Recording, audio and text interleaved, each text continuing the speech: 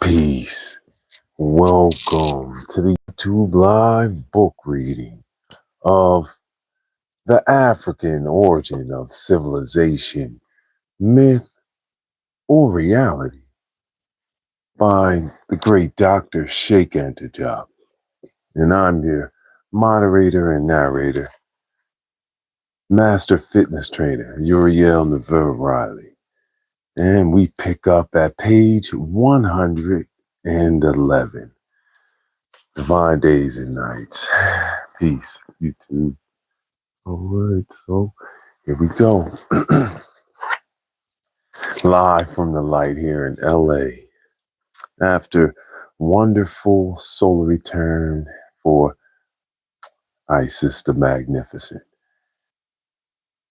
Now, today, the heavenly solar return of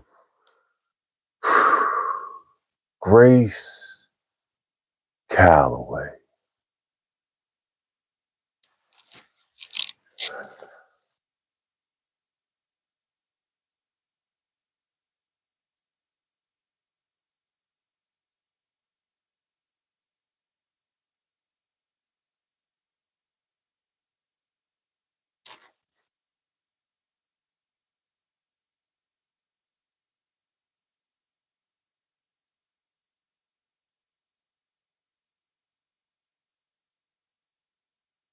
Love you, Grandma.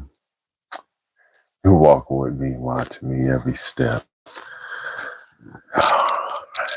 Thank you for that sacred pause for the great, my grandmother, yeah, Grace Calloway.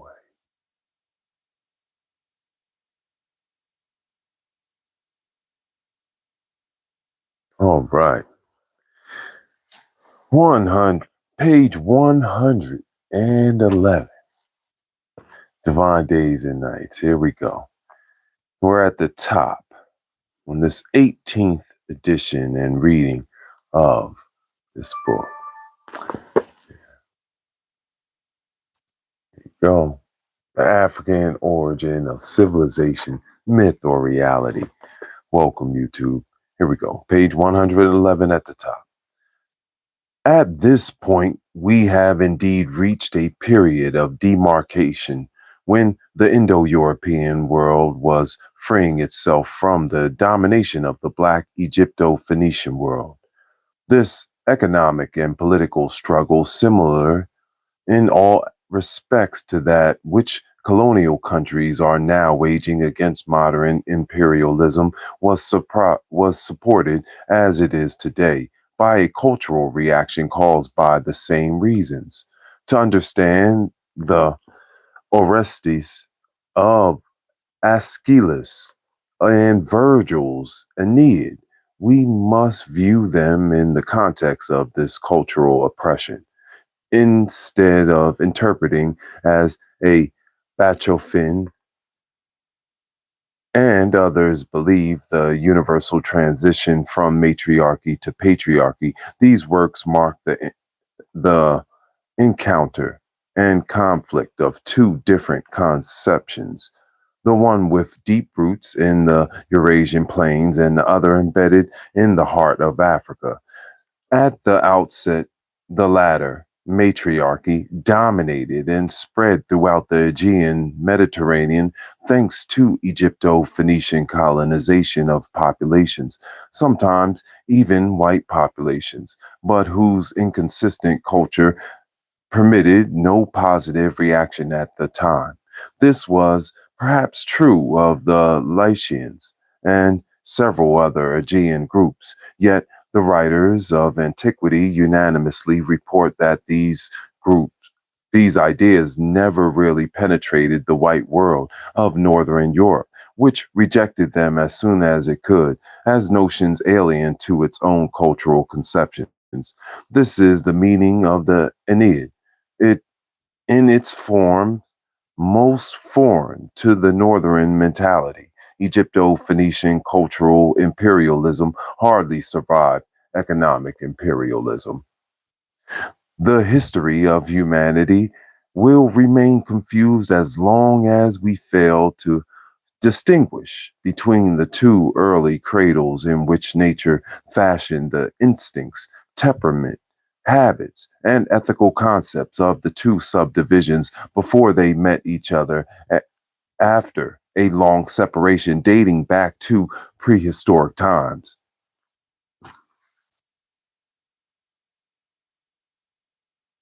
The first of those cradles, as we shall see in the chapter on Egypt's contribution, is the valley of the Nile, from the Great Lakes to the Delta, across the so called Anglo Egyptian Sudan. The abundance of vital resources is its sedentary agricultural character. The specific conditions of the valley will engender in man, that is, in the Negro, a gentle, idealistic, peaceful nature endowed with a spirit of justice and gaiety. All these virtues were more or less indispensable for daily coexistence. Because of the requirements of agricultural life, concepts such as matriarchy and totemism, the most perfect social organization, and monotheistic religion were born. These engendered others. Thus, the circumcision resulted from monotheism. In fact, it was really the notion of a God, Amon, uncreated creator of all that exists, that led to the androgynous concept. Since Amon was not created, and since he is the origin of all creations, there was a time when he was alone. To the archaic mentality, he must have contained within himself all the male and female principles necessary for procreation. That is why Amon, the Negro god par excellence of the Anglo Egyptian, Sudan, or Nubia, and all of the rest of Black Africa, was to appear in Sudanese mythology as androgynous. Belief in this her, herma hermaphroditic ontology would produce circumcision and excision in the black world. One could go on to explain all the basic traits of the Negro soul and civilization by using the material conditions of the Nile Valley as the point of departure. By contrast, the ferocity of the nature in the Eurasian steppes, the barrenness of those regions, the overall circumstances of material conditions were to create instincts necessary for survival in such an environment. Here, nature left no illusion of kindliness. It was impl- yeah, implacable, implacable, and permitted no negligence.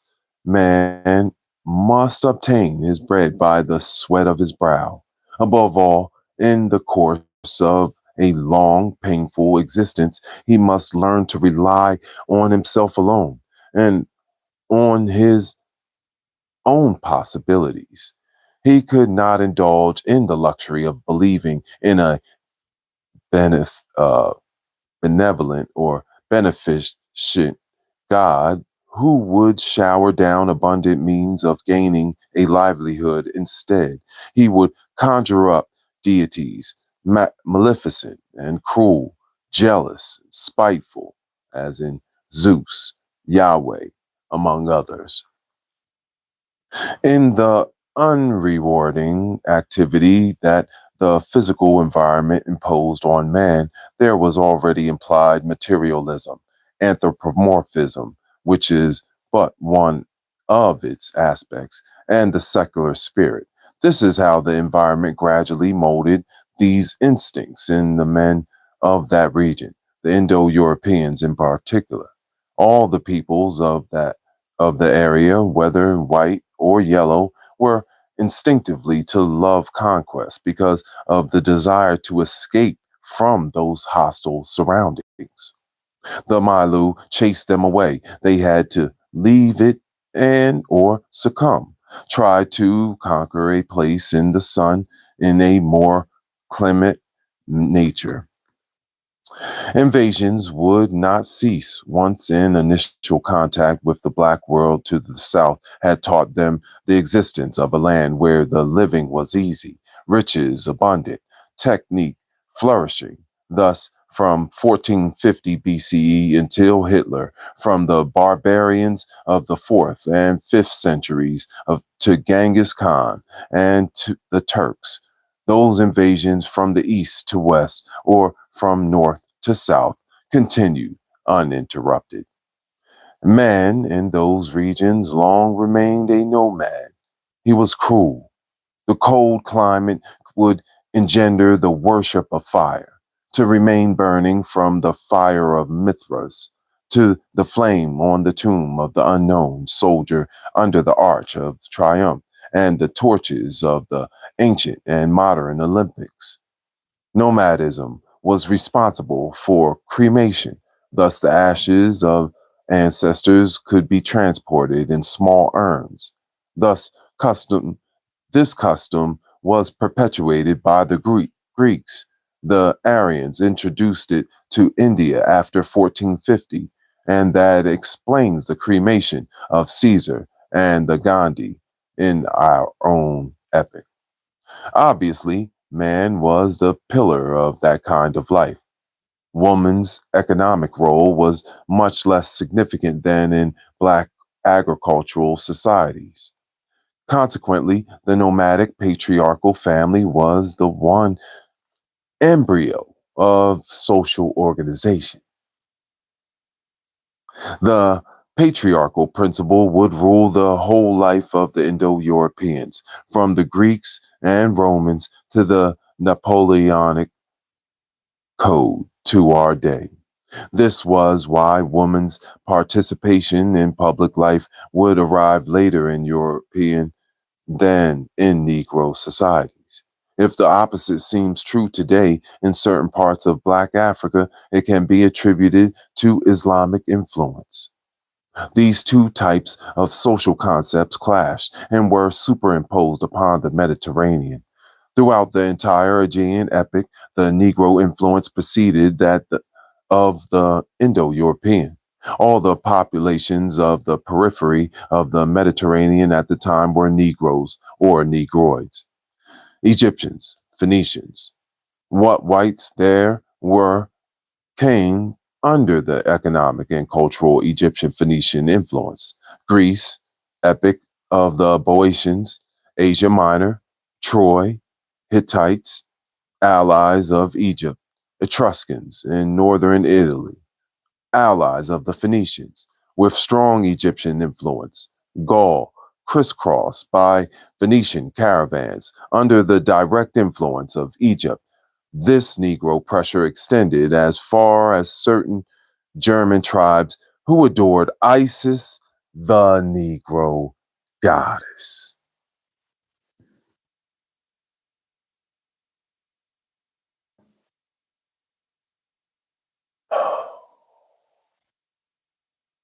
Truth is the truth.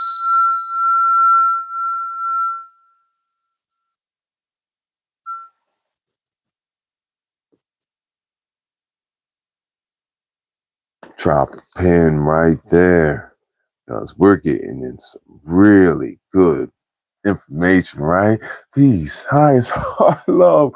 Welcome, YouTube. Thank you for the likes and subs on this peaceful part of YouTube where we read books and learn from masters. And I'm Master Fitness Trainer, Rel Naver Riley. So, welcome.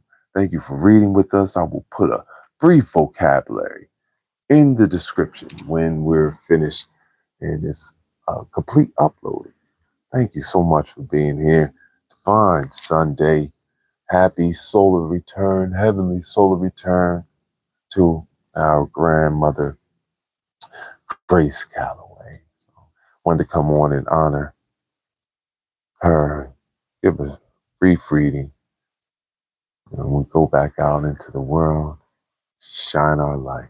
Thank you so much for being here in this peaceful part of YouTube. All right. We're at the bottom of page 113 for those reading along. Got a lot going on. Right? Peace. All right. In fact, inscriptions have been found in which Isis is associated with the city of Noria. Noria today is Newmarket in Styria, Austria. Isis, Osiris, Serapis, Anubis have altars and Phrygias, Nimes, Arles, Rice, Bassus Alps, Paretzet, Isir, Manduel, Gard, Bologna, Haute Garonne, Lyons, Besancon, Langres, Saucissons. Isis was honored at Melun, at York, at Brougham Castle, and also in Panoia and Noricum. Worship of the Black Madonna probably began during the same period. This cult still survives in France. Our Lady Underground, or the Black Madonna of Chartres or Chartres. It remains so vivid that the Roman Catholic Church finally had to consecrate it. The very name of the French capital might be explained by the Isis cult. The term Parisi could well mean Temple of Isis, for there was a city with this name on the banks of the Nile, and the hieroglyph Per represents the enclosure of the temple on the Oise. The author is referring to the fact that the first inhabitants of the present site of Paris, who fought against Caesar, bore the name Paterse. For some reason unknown today, the worship of Isis was evidently quite widespread in France, especially in the Parisian basin. Temples of Isis in Western parlance were everywhere, but it would be more exact to say houses of Isis. For in Egyptian, these so-called temples were called Per, the exact meaning of which in ancient Egyptian, as in present day Wolof, is the enclosure surrounding the house. The name Paris could have resulted from the juxtaposition of Per Isis.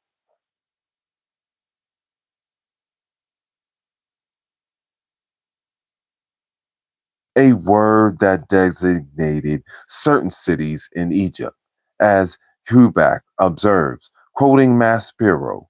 Accordingly, the root of the name of France's capital could be derived basically from Wolof. This would indicate to what extent the situation has been reversed. We'll pause right here. Continue back. It's wonderful, wonderful reading. Thank you so much for being here, reading with us in this peaceful part of YouTube.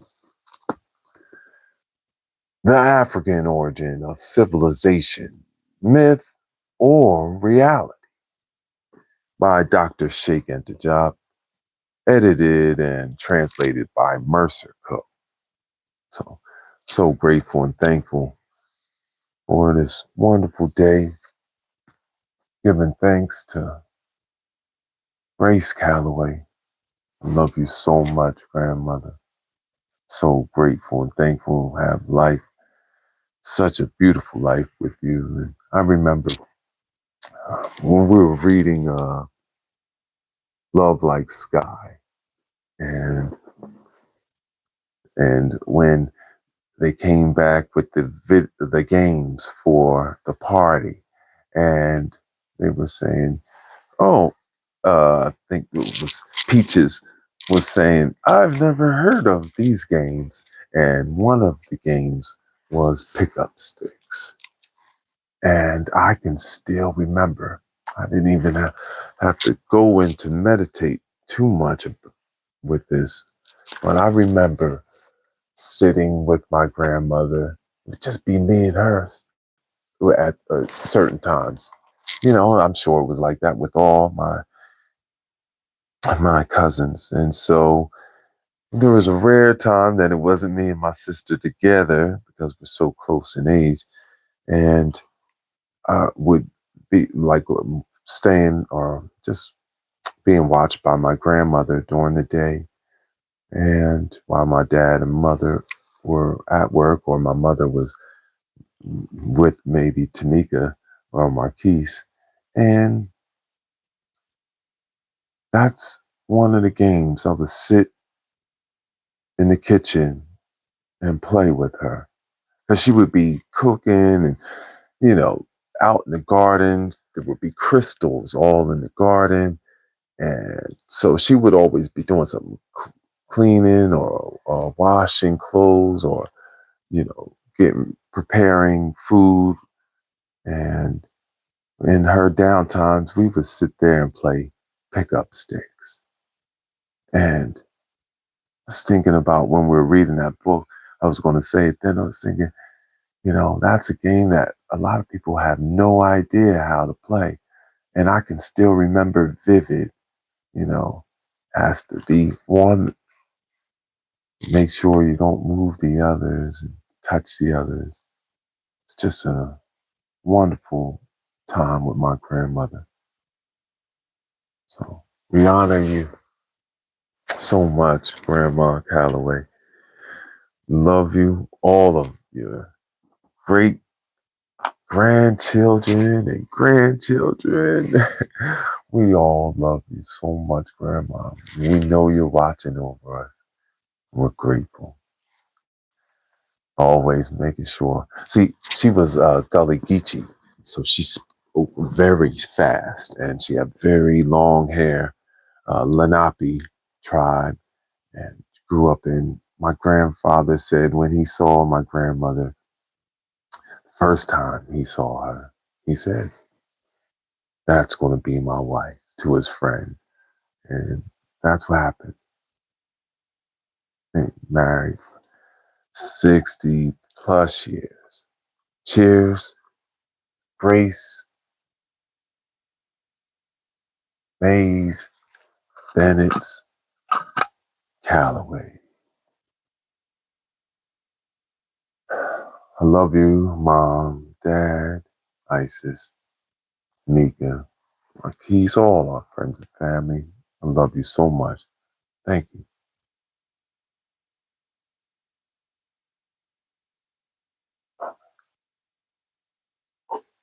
Mm.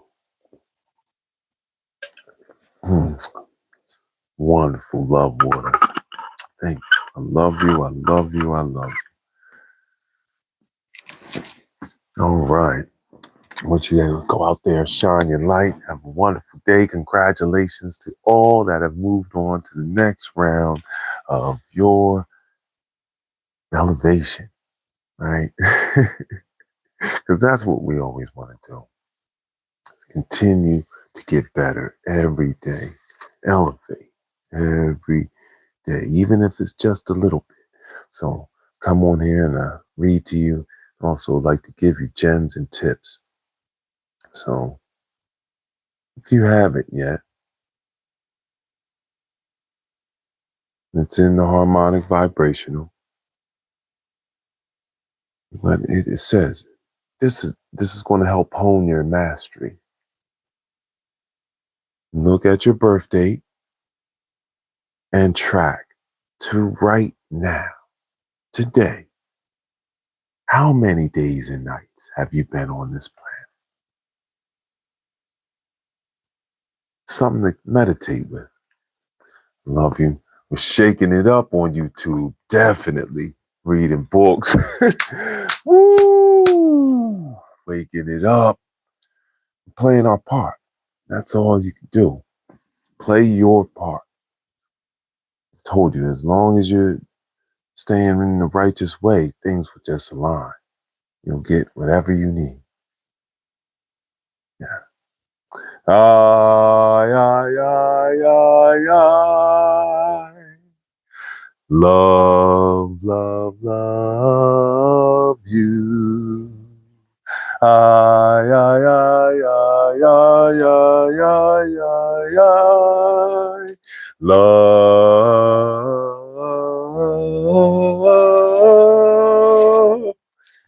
you, you, you, you. You know, I love myself. Have a wonderful day. Peace, peace.